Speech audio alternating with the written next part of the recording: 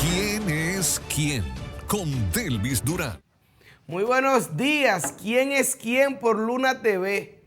Hoy es viernes, fin de semana. Aunque a mí con este polvo de Sahara, las alergias, pues han salido, han brotado nuevamente. Este polvo de Sahara que hay que cuidarse. Hay que usar mascarillas y no por el COVID. Yo aconsejo usar mascarilla por el polvo de Sahara, que va a durar varias semanas incidiendo en el país.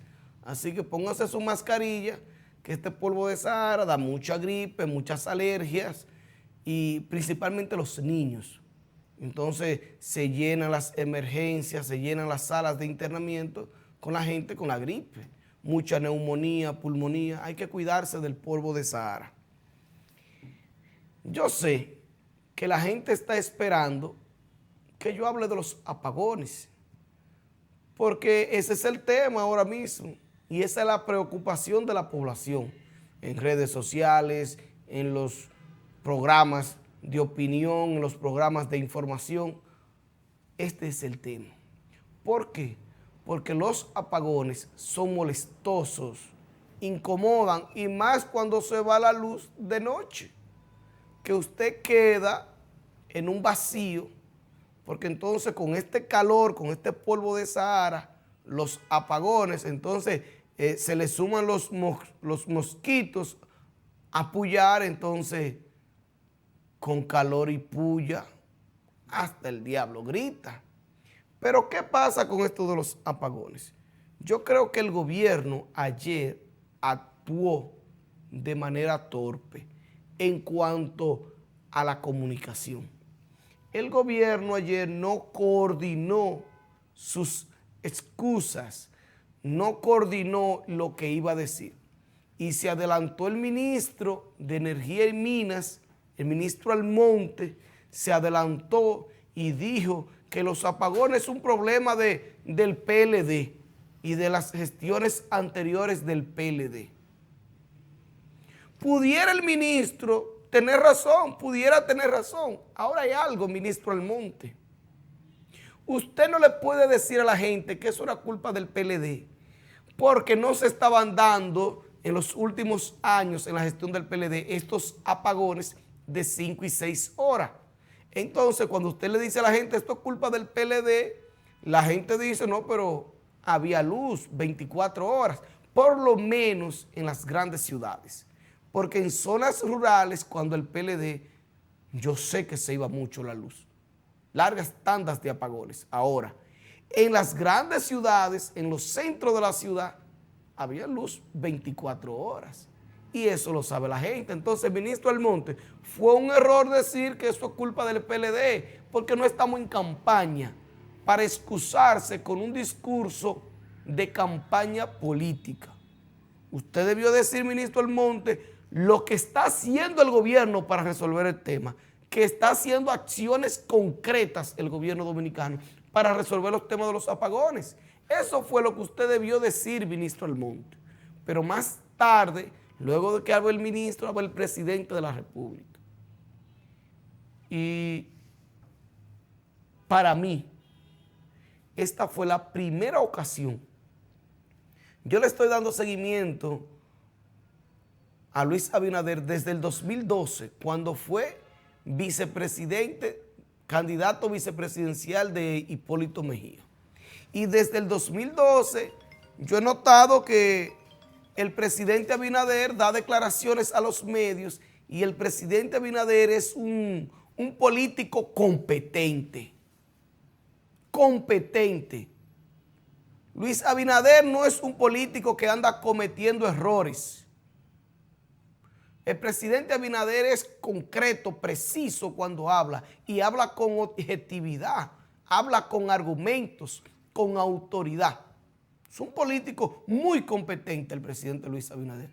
Pero ayer con este tema de los apagones, yo noté al presidente Luis Abinader buscando en su cabeza lo que quería decir, pero no pudo coordinar esas cosas. Y parecía como que el presidente no sabía lo que estaba diciendo ayer. porque fue que lo empujaron a hablar de eso, porque sus funcionarios se están metiendo la pata, porque es que no se puede hablar tanto. Y este ministro Almonte de Energía y Minas no debió organizar esa rueda de prensa para hablar, para ir a decir que eso fue culpa del PLD, porque tenía que plantear lo que está haciendo el gobierno, que está haciendo acciones. Y es verdad que el problema no es desde norte, desde este y desde sur. No lo es. Porque las EDES lo único que hacen aquí es comercializar. Se lo digo más fácil. Las EDES lo único que hacen es mandarle a usted una factura. Y si hay una avería de un tendido eléctrico, va y resuelve eso. Y si hay que poner una lámpara, va y la pone. Y si un transformador se dañó, va y lo sustituye. Eso es lo único que hacen las EDES, de este, de norte y de sur. Ahora, las EDES no generan, no producen energía.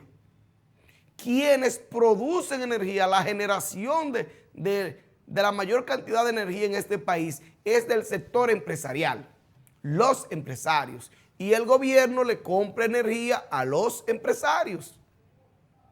Ellos son los culpables de estos apagones.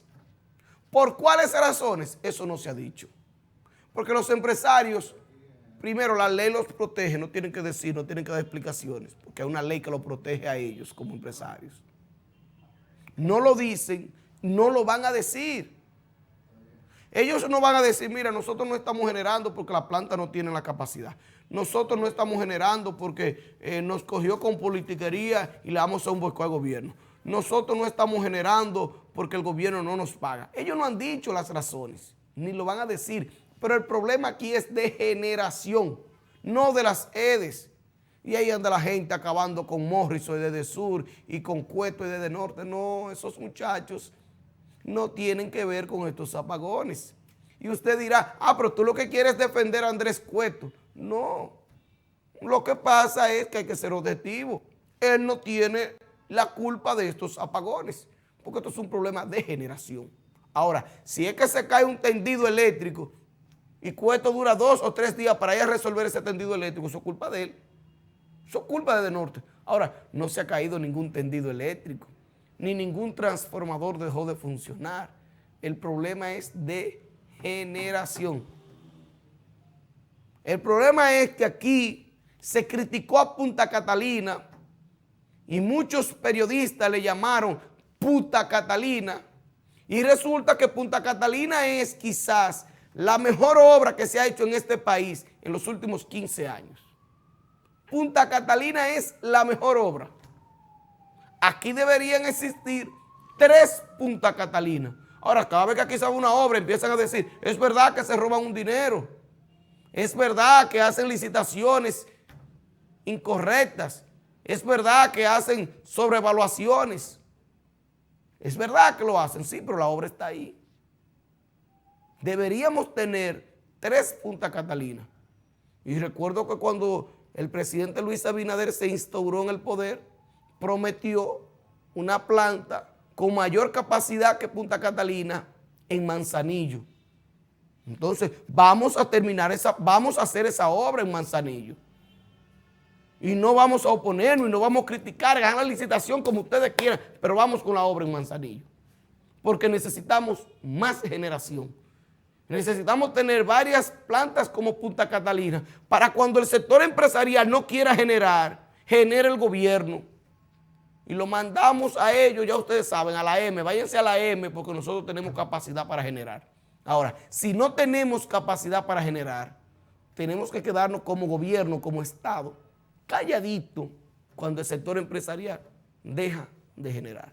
Y dejo el tema ahí, porque tampoco ese es mi tema. Yo sé que también se está debatiendo mucho lo que ocurrió en la ciudad Profesor Juan Bosch. En la ciudad Profesor Juan Bosch, que fue una gran obra también de Danilo Medina y el PLD, pero que hoy eso está timbidia haitianos. Y por ahí andan los videos de hace unos días cuando fue Migración, ahí usted puede ver el video, Migración fue a hacer un operativo, porque eso está de envidia haitianos. ¿Y usted sabe qué pasó con las autoridades de migración?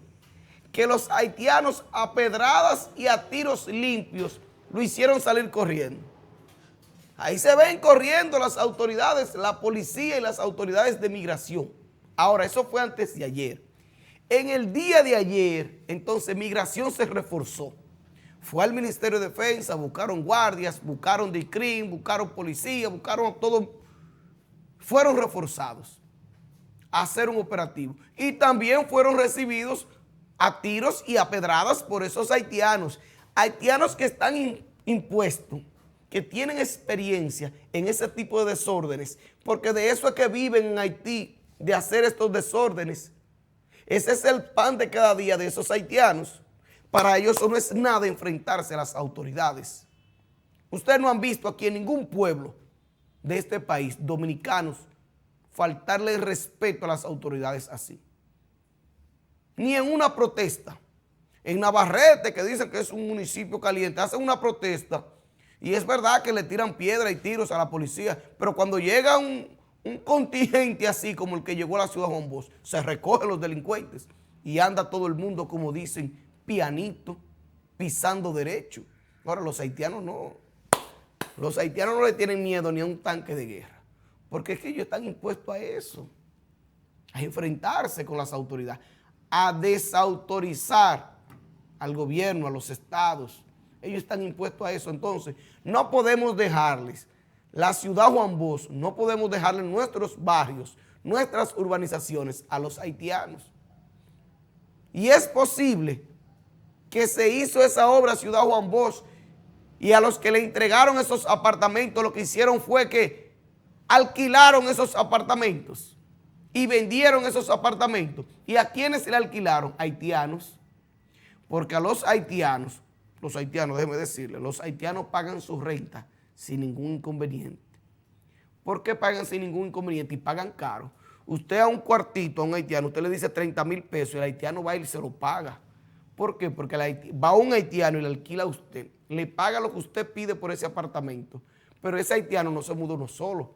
En un apartamento que caben 2 personas, en una cama, en un colchón, un haitiano llega con 40 y ahí duermen 40, y duermen 15, y duermen 20, porque ellos duermen uno arriba de otros y se turnan para dormir. Así es que viven los haitianos. Entonces usted le alquila a uno, pero no vive uno ahí, viven 5, 10, 15. Y usted le alquiló a uno y ellos pagan el precio que sea, porque si usted le cobra por un apartamento 15 mil pesos y en ese apartamento se mudan 15, pues cada uno lo que paga son 2 mil pesos. El dominicano no vive así. Entonces es fácil para los que tienen apartamentos, es fácil alquilar a los haitianos, porque no dejan de pagar y pagan caro, pagan mucho. Ahí está Ciudad Juan Bosch, llena de haitianos. Pero no es Ciudad Juan Bosch. Hágase aquí en Santiago un recorrido por la zona sur de Santiago, por los alrededores de la Universidad UTESA, que solamente viven haitianos. Usted dirá, sí, pero esos son estudiantes. Sí, pero a pesar de ser estudiantes, tienen el mismo comportamiento. El día que las autoridades tengan que hacer un operativo, también le van a caer a pedradas y a tiros, porque a eso es que están impuestos los haitianos. A eso es que están impuestos. Y lo van a hacer. Y aquí hay un censo viejísimo de 2010 que dice que lo que hay aquí son 700,000 haitianos. Y eso no es verdad. Aquí tienen que haber alrededor de 3 millones de haitianos. Y yo no estoy exagerando. Y no tengo un antihaitianismo por las venas, ni antinegro, no, nada de eso. Yo lo que estoy diciendo es que como Estado debemos respetarnos. Es más, yo en vez de ser anti-haitiano, soy pro-haitiano, porque así me dicen mucho en las redes sociales. Tú lo que eres un pro-haitiano, un defensor de los haitianos.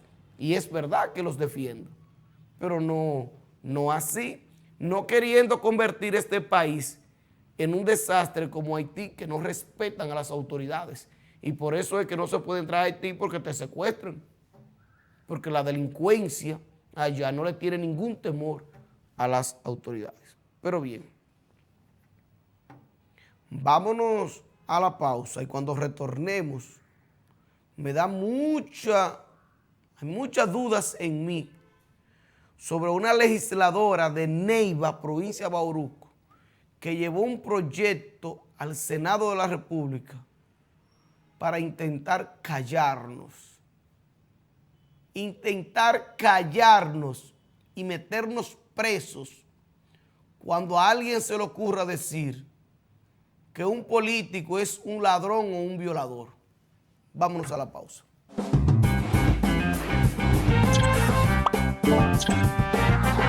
¿Quién es quién? Con